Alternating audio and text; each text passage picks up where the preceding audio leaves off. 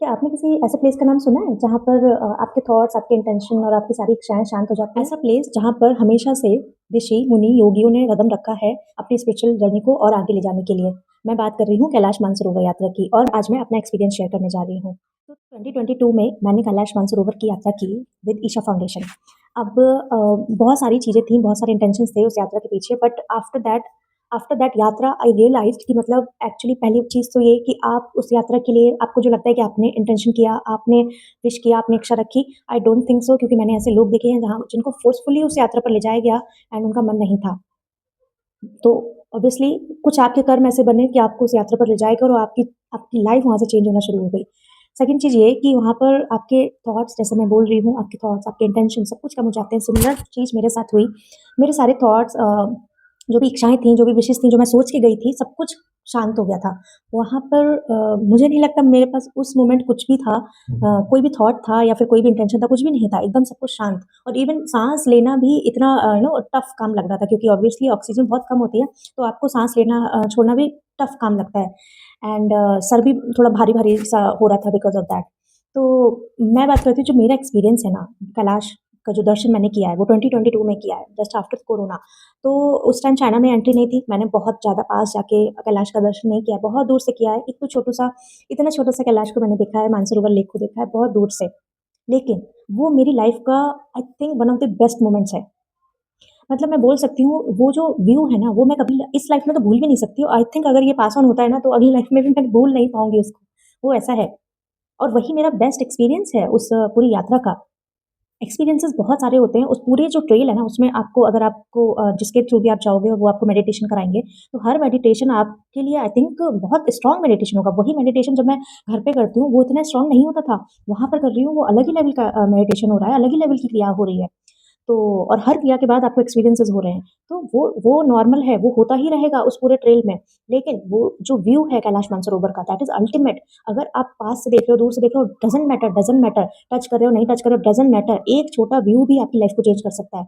मेरी लाइफ़ में क्या चेंजेज़ आए, मुझे नहीं पता मेंटलिस्टिक या फिर क्या चेंजेज़ बोल सकती हूँ, I don't compare those things but spiritually definitely 100% मेरी पूरी लाइफ़ चेंज हुई थी स्पिरिचुअल पाथ पर।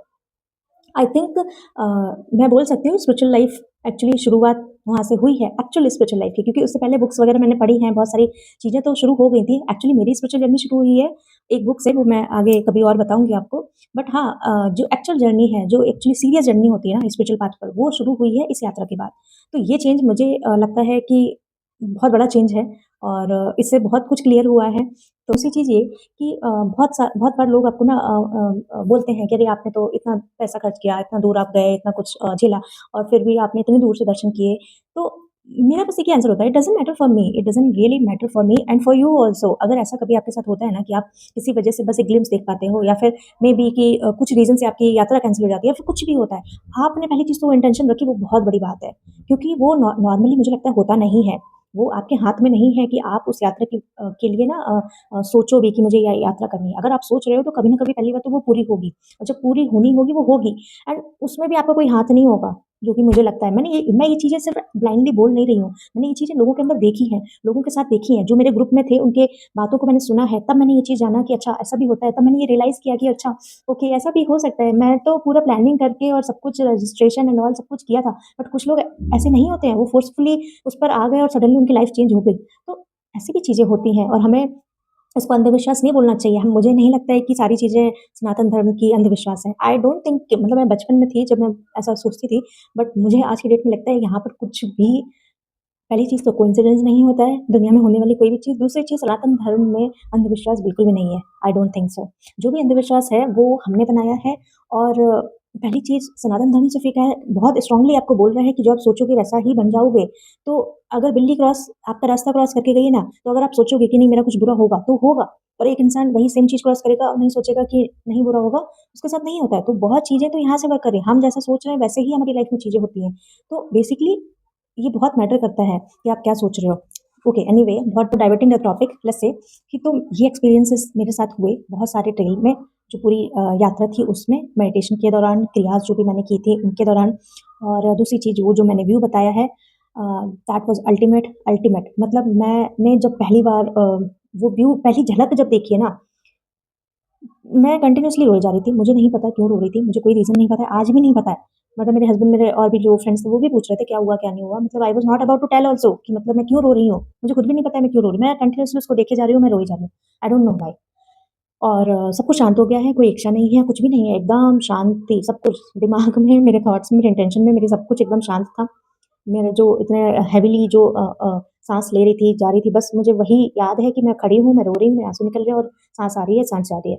मतलब उस एक्जिस्टेंस मुझे मुझे लगता है मैंने पहली बार अपने आप को इतना अपनी एक्जिस्टेंस को फ़ील किया है कि मैं मतलब क्योंकि अभी तक क्या होता है ना कि हम अपने थॉट्स में, अपनी चीज़ों में, फीलिंग्स में, इमोशंस में इतने दबे रहते हैं कि हम कौन हैं, उसकी रियलिटी नहीं पता चलती है।